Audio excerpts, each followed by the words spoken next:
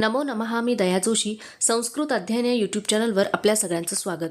आज आपण पाहणार आहोत इयत्ता 10वीचा 6वा पाठ युग्ममाला. हा पाठ जो आहे किंवा हा जो घटक आहे तर तो आहे कंठस्थीकरणार्थम, म्हणजे पाठ करण्यासाठी तो आहे. तर बघा इथे प्रस्तावनेमध्ये काय दिलेलं आहे. संस्कृत साहित्ये शब्द युग्मानी प्रसिद्धानी. संस्कृत साहित्यामध्ये काही शब्दांच्या जोड्या प्रसिद्ध आहेत. युग्म म्हणजे जोडी. यथा, यदा तदा, यावत तावत, यत्र तत्र, अशा प्रकारे यथा राजा तथा प्रजा. शब्दयुग्मानां उपयोगेन श्लोकस्य वाक्यस्य वा सौंदर्यं वर्धते. आणि ह्या शब्दयुग्मांचा उपयोग केला की वाक्याचं सौंदर्य वाढतं. तर आता आपण त्यातलं पहिला श्लोक किंवा पहिलं सुभाषित आपण बघूयात. तर हे आहे वंशस्थ वृत्तामधलं आणि वृद्ध चाणक्य शतकामधनं ते घेतलेलं आहे. यथा चतुर्भिः कनकं परीक्षते निघर्षणच्छेदनतापताडनैः तथा चतुर्भिः पुरुषः परीक्षते श्रुतेन शीलेन गुणेन कर्मणा. आता आपण याचा अन्वय बघूयात. यथा कनकं निघर्षण छेदन ताप ताडनैः इति चतुर्भिः परीक्षते तथा पुरुषः श्रुतेन शीलेन गुणेन कर्मणा इति चतुर्भिः परीक्षते. आपण अर्थ बघूयात याचा. कनकम म्हणजे सोनं, सोनं. निघर्षण घासून, छेदन म्हणजे घाव घालून तोडून, ताप म्हणजे तापवून, ताडन म्हणजे ताडन करून म्हणजे त्याच्यावरती घाव घालून, छेदन याचा अर्थ तोडून असा आपण घेता येईल. तर अशा प्रकारे 4 प्रकारे त्या सोन्याची परीक्षा केली जाते की ते कशा प्रकारचं सोनं आहे. तथा पुरुषः त्याप्रमाणे पुरुष मनुष्य, श्रुतेन म्हणजे ज्ञानाने, शीलेन म्हणजे त्याचं चारित्र्य कसं आहे, त्यानंतर गुणेन म्हणजे त्याच्या गुणाने, आणि कर्मणा म्हणजे त्याच्या कामाने, इति चतुर्भिः परीक्षते अशा प्रकारे 4 प्रकारे त्याची परीक्षा केली जाते. बघा मनुष्य हा कसा ओळखला जातो, तर योग्य मनुष्य कसा किंवा योग्य पुरुष कसा, तर तो कसा असावा, तर ह्याच्यासाठी त्यांनी सुवर्णाचा दाखला दिलेला आहे.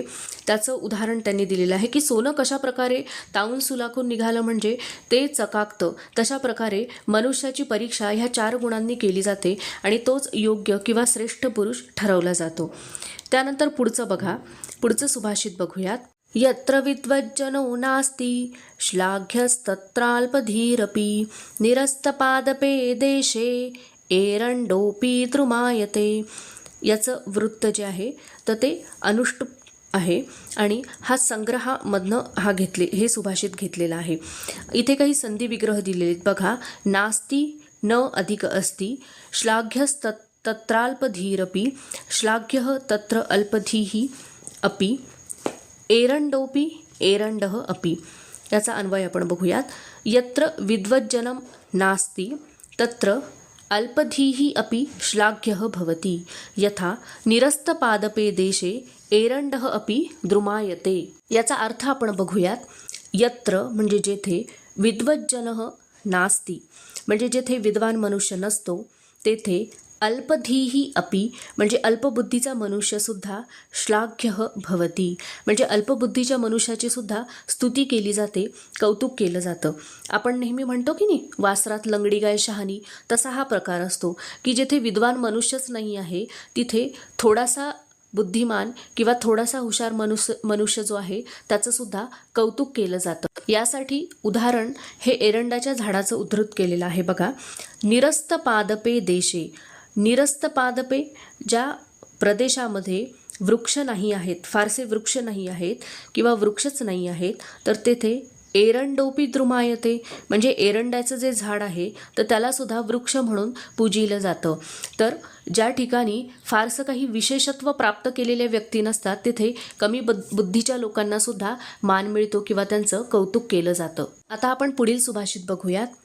यदा किंचिज्ञोऽहं द्वीप इव मदान्धः मद समभवम् तदा सर्वज्ञोऽस्मीत्यभवदवलिप्तं मम मनः. यदा किंचित् किंचित् बुधजनसकाशादवगतं तदा मूर्खोऽस्मीति ज्वर इव मदो मे व्यपगतः. हे जे सुभाषित आहे ते आहे शिखरिणी वृत्तामध्ये आणि हे घेतलेलं आहे नीती शतकातनं. त्यातील काही संधी विग्रह आता आपण बघूयात. किंचिज्ञोऽहं किंचिज्ञः अहं सर्वज्ञोऽस्मीत्यभवदवलिप्तं सर्वज्ञः अस्मि इति अभवत् अवलिप्तं किंचित् किंचित् बुधजनसकाशादवगतं किंचित् किंचित् बुधजनसकाशात् अवगतं मूर्खोऽस्मीति मूर्खः अस्मि इति. या सुभाषिताचा अन्वय आपण बघूयात. यदा अहं किंचिज्ञः तदा अहं द्वीपः इव मदान्धः समभवं तदा मम मनः सर्वज्ञः अस्मि इति अवलिप्तम् अभवत्. यदा बुधजनसकाशात् किंचित् किंचित् अवगतं तदा अहं मूर्खः अस्मि इति ज्ञात्वा मे मदः ज्वरः इव व्यपगतः.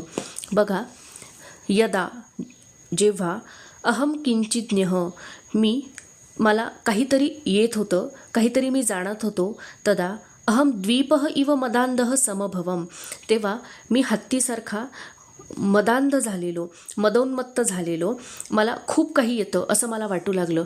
जेव्हा मी थोडं थोडं शिकलो तेव्हा मला खूपच काही येतं आहे असं मला वाटू लागलं. तदा मम मनः सर्वज्ञः अस्मि इति अवलिप्तम अभवत. आणि माझं मन कसं झालं की मला असं वाटू लागलं की मला सगळंच काही येत आहे आणि मी त्या द्वीपः म्हणजे हत्तीप्रमाणे मी मदांध झालो, मदोन्मत्त झालो आणि माझं मन जे आहे तर मला सगळंच काही येत आहे असं मला वाटू लागलं.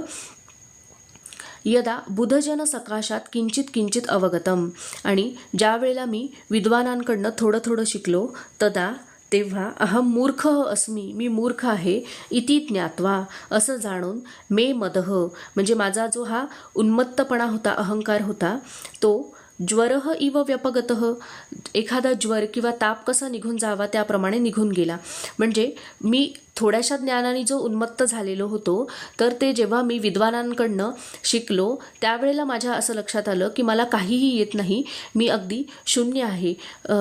समोरच्या जे विद्वान व्यक्ती आहेत जेव्हा त्यांचं ज्ञान मी बघितलं त्यावेळेला माझ्यामधल्या अज्ञानाची मला जाणीव झाली आणि मग हा जो मला उन्मत्तपणाचा, अहंकाराचा जो ज्वर, ताप चढलेला होता तर तो निघून गेला. अशा प्रकारे याचा अर्थ आहे. त्यानंतर बघा पुढचं सुभाषित जे आहे, तावद् भयाद् बिभेतव्यं यावद् भयमनागतम् आगतं तु भयं वीक्ष नरः कुर्यात् यथोचितम्.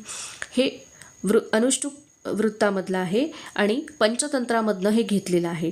याचा संधिविग्रह आपण बघूयात. भयाद्धी, भयात ही, भयम अनागतम, भयम अनागतम. अन्वय बघूयात. यावत भयम अनागतम तावत ही भयात भेतव्यम तथापि आगतम तु भयम वीक्ष नरः यथोचितम कुर्यात. आता आपण याचा अर्थ पाहूयात. यावत भयम अनागतम तावत ही भयात भेतव्यम. यावत जोपर्यंत, भयम भीती, जोपर्यंत भयम अनागतम म्हणजे एखादी घटना घडत नाही किंवा भीती येत नाही, तावत भयात भेतव्यम तोपर्यंतच त्याला घाबरावं. म्हणजे अर्थात एखादा प्रसंग ज्या वेळेला आपल्यावर येत नाही तोपर्यंतच त्या प्रसंगाला आपण घाबरलं पाहिजे. तथापि तर आगतम तू भयम वीक्ष, आणि ते भय येताना पाहून नरह यथा उचितम कुर्यात, त्याला योग्य किंवा साजेसं असं वर्तन मनुष्याचं असावं. अर्थात एखादा प्रसंग किंवा घटना जी आपल्या बाबतीत होणार आहे आणि ती जोपर्यंत होत नाही तोपर्यंतच आपण त्याला घाबरावं, परंतु एखादा प्रसंग जेव्हा आपल्यावरती येऊन ठेपलेला आहे त्यावेळेला मात्र त्याची भीती न बाळगता त्यातनं बाहेर कसं पडायचं आहे हे याविषयी मनुष्याने विचार करावा. त्यानंतर पुढील सुभाषित आपण बघूयात. उत्तमो नातिवक्ता स्यादधमो बहुभाषते सुवर्णेन ध्वनिस्तादृक्यादृक्कांस्ये प्रजायते. बघा याचा संधी विग्रह आपण बघूयात. उत्तमो नातिवक्ता, उत्तमः न अतिवक्ता, स्यादधमो बहु, स्यात् अधमः बहु, ध्वनिस्तादृक्यादृक्कांस्ये, ध्वनिः तादृक् यादृक् कांस्ये. अन्वय बघूयात. उत्तमः अतिवक्ता न स्यात्, अधमः बहुभाषते, यादृक् कांसे ध्वनिः प्रजायते, तादृक् सुवर्णे ध्वनिः न प्रजायते. आता बघा इथे यांनी उत्तम वक्ता आणि अधम व्यक्ती, उत्तम आणि अधम व्यक्ती याविषयी या सुभाषितामधनं सांगितलेलं आहे की उत्तमः अतिवक्ता, तर उत्तमः अतिवक्ता न स्यात्, तर उत्तम मनुष्य जो आहे तर तो जास्त बोलत नाही. अधमः बहुभाषते, आणि जो अधम म्हणजे नीच व्यक्ती आहे तर तो काय करतो, खूप जास्त बोलतो. त्यासाठी अतिशय सुंदर असं उदाहरण सुभाषितकाराने दिलेलं आहे बघा, की यादृक् कांसे ध्वनिः प्रजायते तादृक् सुवर्णे ध्वनिः न प्रजायते. आता तुम्ही जेव्हा कांस्याची घंटा वाजवतात त्यावेळेला त्याच्यामधनं अतिशय ध्वनी बाहेर पडतो बघा, परंतु जेव्हा सोनं जे आहे तर त्याचा मात्र आवाज होत नाही, त्याचा तितकासा आवाज होत नाही. तर याची तुलना उत्तम पुरुषाची सोन्याशी आणि अधम पुरुषाची त्यांनी कांस्याशी केलेली आहे. म्हणजे ज्याप्रमाणे कांस्यामधनं भरपूर आवाज येतो तसा हा अधम किंवा नीच मनुष्य असतो, तो अतिशय बोलतो, आणि सोन्याप्रमाणे हा जो उत्तम पुरुष आहे तर तो कमी बोलतो. थोडक्यामध्येच आपलं म्हणणं मांडतो. अर्थात सुभाषितकाराला हेच सांगायचं आहे की मौनम सर्वार्थ साधनम, तर प्रत्येक वेळेला आपली बाजू बोलून दाखवणं आवश्यक नाही आहे, तर शांत राहणं हेच काही वेळेला त्यावरचं सोल्युशन असतं किंवा त्यावरचा एक उत्तम उपाय असतो. त्यानंतर पुढील सुभाषित आपण बघूयात. यादृशं वपते बीजं क्षेत्रमासाद्य कर्षकः सुकृते दुष्कृते वापी तादृशं लभते फलम. याचं संधिविग्रह आपण बघूयात. क्षेत्रम आसाद्य वापी वा अपि. अन्वय बघूयात. कर्षकः क्षेत्रम आसाद्य यादृशं बीजं वपते तादृशं फलं लभते. तथैव मनुष्यः सुकृते वा दुष्कृते वा अपि तादृशं इष्टम अनिष्टम वा फलं लभते. आता आपण याचा अर्थ बघूयात. कर्षकः क्षेत्रम आसाद्य यादृशं बीजं वपते. कर्षकः म्हणजे शेतकरी, क्षेत्रम आसाद्य म्हणजे शेतामध्ये जाऊन यादृशं बीजं वपते, जशा प्रकारचं बीज तो तिथे रोवतो, नांगरतो किंवा पेरतो त्या प्रकारे त्याला फळ मिळतं, तशा प्रकारे त्याला फळ मिळतं. तथैव मनुष्यः, तसंच मनुष्याचं आहे.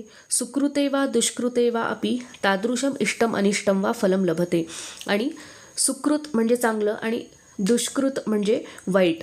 तर जशा प्रकारे तो कर्म करणार आहे, चांगले वाईट, त्याप्रमाणेच त्याला त्याचं इष्ट आणि अनिष्ट, योग्य आणि अयोग्य अशी फलप्राप्ती होणार आहे.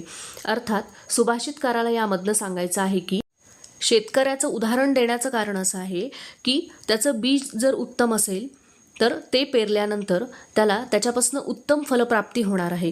तसंच मनुष्याचं आहे की त्यांनी आतापर्यंतच्या आयुष्यामध्ये काय पेरलं आहे, म्हणजे तो कशा प्रकारे वागला आहे सगळ्यांशी, त्याचं रिफ्लेक्शन त्याला मिळणार आहे, ते परत त्याच्याकडे येणार आहे. आणि म्हणूनच प्रत्येक वेळेला मनुष्य जो म्हणतो की माझ्याच वाट्याला असं का, मीच काय केलं होतं म्हणून माझ्या वाट्याला असं आलं, तर प्रत्येक गोष्ट ही जी आहे तर ती त्याच्या कर्मानुसार त्याला चांगलं आणि वाईट फल प्राप्त होणार आहे. तर अर्थात तुमचे कर्म चांगले असावेत जेणेकरून तुम्हाला फलप्राप्ती चांगली होईल, हे सुभाषितकाराला येथे पटवून द्यायचं आहे. आपला हा जो घटक आहे युग्ममाला तो येथे संपलेला आहे. माझा जर व्हिडिओ तुम्हाला आवडला असेल तर लाईक करा, शेअर करा आणि माझ्या यूट्यूब चॅनलला सबस्क्राईब करा. धन्यवाद.